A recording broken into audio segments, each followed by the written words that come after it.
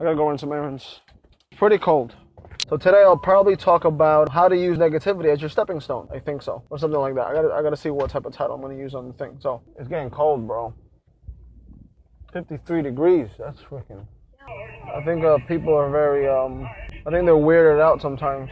Nga kanang tig-away ko niya sa sa uban, they're surprised I listen to classical music.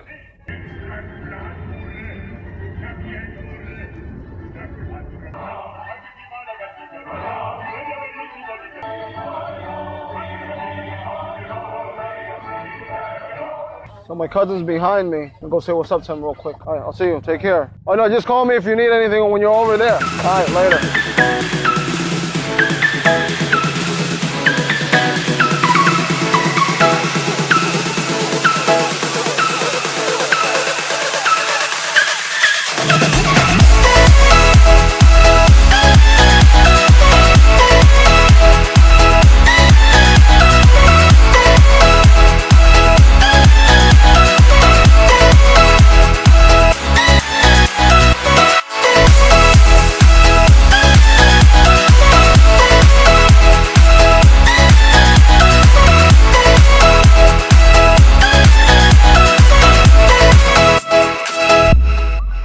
Go inside, set up real quick, and then I'm gonna switch over to the other camera.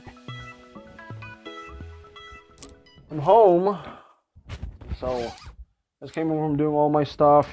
I just want to thank you for checking out the vid again, and I want to give you a quick update. I'm going to try my best. Don't hold me to it, but I'm going to try my best to make a blog every day. I'm going to try to post every time around 12 to 2. So please do not hold me to it because I might have things that come up that I got to deal with. I'm going to try my best and probably have a countdown to when I leave so you can follow me on that journey. So using negativity as a stepping stone. Just like everybody in life, everybody goes through ups and downs. Everybody has trials and tribulations. I want to share a few things that happen in my life that make me dislike negativity to the point where I try my best not to be around it, not to be it, and so on and so forth. So in my previous video, I mentioned that the type of family that I come from in the Philippines, especially Dumaguete. But one thing I didn't share with you is because of your surname, because surnames are very important in the Philippines to a degree. Because of your surname, it doesn't guarantee you the wealth or the prominence that your family lineage has, right? We were one of those families. My parents grew up pretty poor, even though they had these last names or whatever. My father, like many people, were farmers from Cebu, Barili, Cebu. Sa mga Bisaya, akong papa taga Barili. So, tanaw ra akong apelido. I heard nga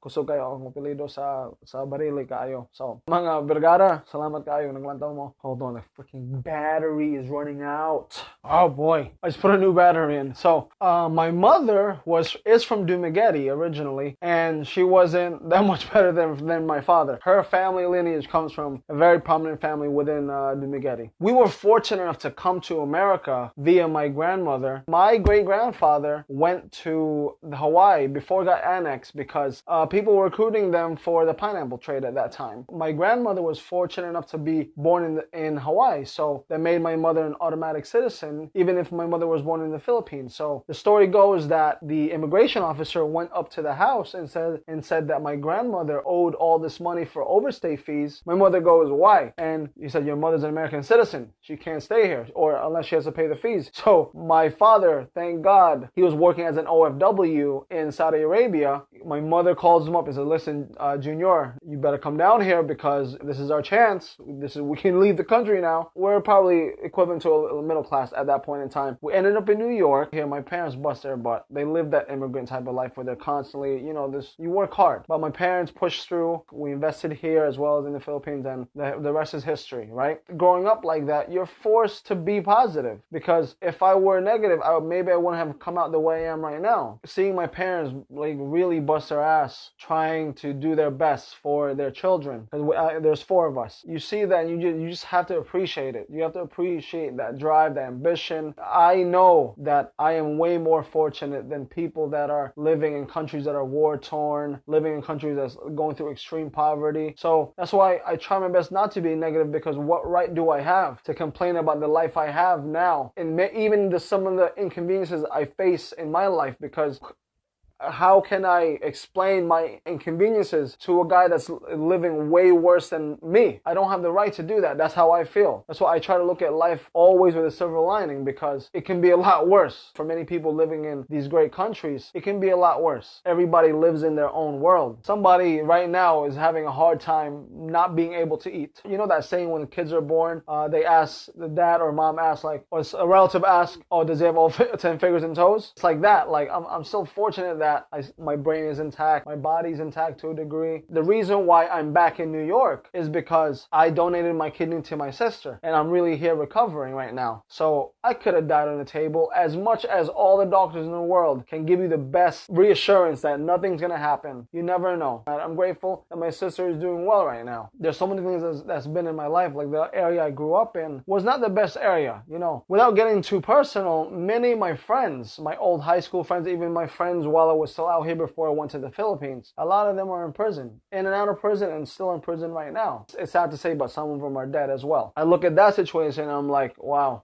I am so fortunate. I'm so grateful. I am so thankful that every time something negative come towards me, I try my best just to use it as literally like steps. Like, you're going to come at me bad, I'm going to try my best to be positive, be professional, move on forward. 7 years ago, I came back to New York because my father called me up one day and said, you need to come over here because your mother, they found a tumor in her brain. That hit me like a ton of bricks. I'm like, damn. So my dad said, come over here just in case something happens to your mother. God forbid, you can make peace with your mother. So I'm like, how are you going to feel when you hear those words over the phone or in person? It's really heart-wrenching. You know, it's even now I'm having trouble just to go through it, because that's your mother. This woman, she birthed me, took care of me. She made sure she pulled me out of the situation we were in the Philippines, myself and my siblings. She cared enough to work 20 hours a day to make sure that I have clothes, I have this, I have that. She sacrificed so much. My parents did. I'm so thankful for my parents, my grandparents, my great-grandparents, because I am standing on the foundation that they laid for me. I wouldn't be here without them. It's one of those things that sometimes people these days forget. Like, you know, some people are complaining that they don't have the new iPhone 6S, when some people in parts of the world don't even have phones. But to some degree, some people don't need phones. Some people are way happier without technology to a degree. Some parts of America, kids are dying over Jordans. Every second that you live and breathe, somebody is not living and breathing. And whatever negative comes towards me, like I said,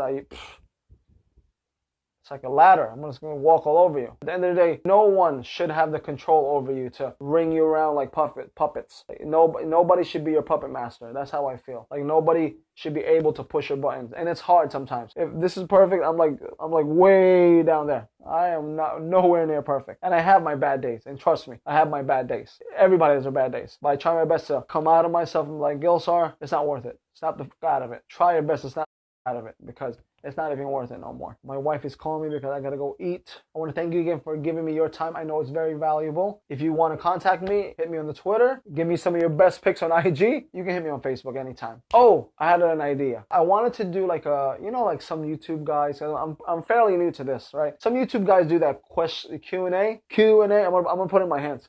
Q&A. I want to do a Q&A section. If you want to know anything about me, I'll compile a video of it. You can contact me through Twitter if you want, and I'll try my best to accommodate everyone. Maybe this will be a series that I can build throughout my time. Take care. I'll see you. Bye. I can't find the button.